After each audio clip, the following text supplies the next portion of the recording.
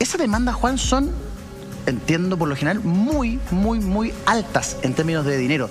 ¿De cuánto dinero podríamos estar hablando en una demanda como esta? O sea, la pretensión económica de Petersen y de su abogado no creo que sea inferior a los 2.000 millones de pesos. ¿2.000 millones? Sí, no creo que pida menos. Pero no se paga nunca eso, ¿verdad? No, normalmente se paga entre un 10 y un 20% de lo que uno como abogado pide.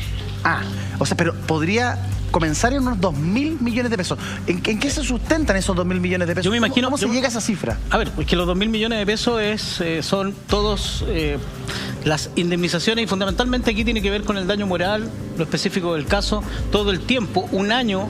Porque aquí lo que van a decir, imagino, dentro del fundamento, es que aquí hubo un año de negligencia del Estado y de la Fiscalía para perseguir a los responsables, para encontrar el cuerpo, y ese año significó para él, ¿cierto?, un estrés permanente, y este estrés permanente derivó en este nuestro número de perjuicio. Pero Juan, ¿crees realmente que hay mérito para eso, no? A ver, yo creo que sí hay mérito. ¿Sí? Yo creo que hay que ver los antecedentes. O sea, uno sin los antecedentes es imposible decir, mira, sí, esto tiene posibilidades de éxito o no, probabilidades de éxito o no.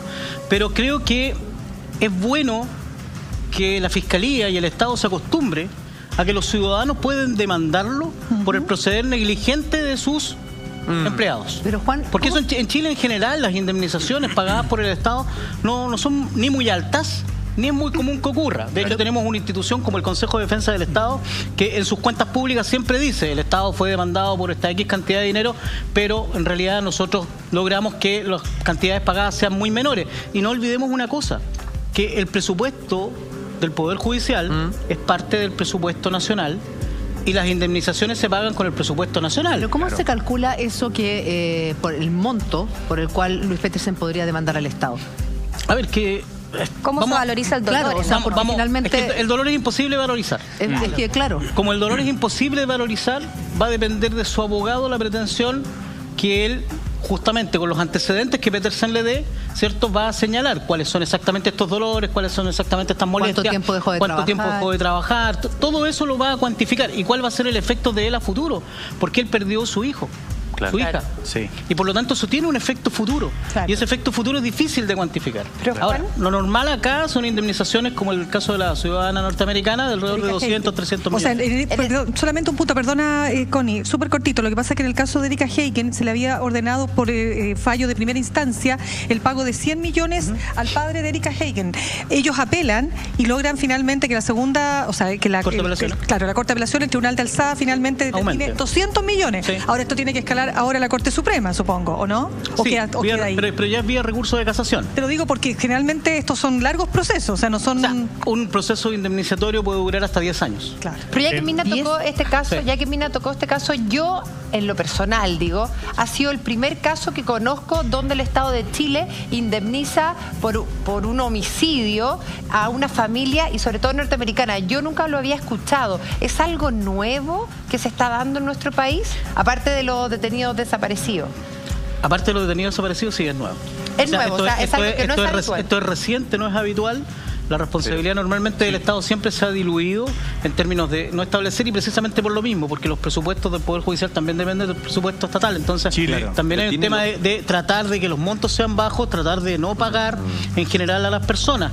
Y tenemos una justicia que no es ciega, también ve quién es el afectado. O sea, a mí no me cabe ninguna duda que este monto de indemnización y el hecho de que se haya accedido a esta demanda tiene que ver con la nacionalidad de la persona, eventualmente la presión que pudo haber ejercido. Pero tiene lógica, porque en ese caso no hubo ningún responsable de la muerte de esta estudiante. O sea, estuvo el nochero en prisión preventiva, que también el nochero demandó al Estado. Sí, pero ¿cuántos casos igual por error judicial? 8 meses privado de libertad y fue absuelto. Pero ¿cuántos casos hay en nuestro propio país que también quedan así como nadie paga y las personas, o sea, todavía los procesos están abiertos? O sea, el mismo caso de Erika Heiken. O sea, yo entiendo lo que dice Juan, que quizás porque es norteamericana y el gobierno norteamericano ejerce más presión que si es, por ejemplo, el nochero, en un país de Sudamérica.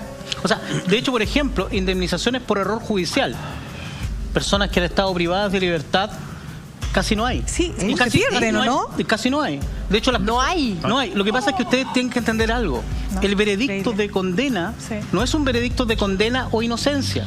Es un veredicto de condenado más allá de duda razonable o absuelto más allá de toda duda razonable. Por lo tanto, solo cuando está probado un error judicial es que procede la indemnización que establece la Constitución.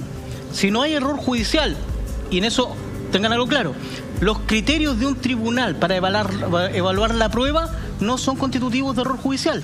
Por lo tanto, si una persona es absuelta, es decir, no se pudo determinar que era culpable, ese criterio no va a ser revisado y no constituye error judicial. Error judicial, por ejemplo, aquí en este caso hubo una vez que una persona quedó detenida por cheques cuando los cheques estaban caducados. Ahí se entiende que hay un error judicial. Pero en otros casos no ha habido. Pero de hecho, en este caso puntual, por ejemplo, ¿se acuerdan ustedes del caso de la Calchona?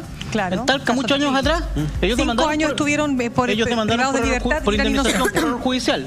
¿Y cuál fue el resultado? 0 pesos. Pero 5 años y no tuvieron indemnización. Es que eso no cuento. Y entonces, ¿cómo te explican el caso de Erika Hagen? Por la nacionalidad y la presión que puede ejercer el gobierno norteamericano. En la lógica del derecho que tiene Chile, pública, ¿no?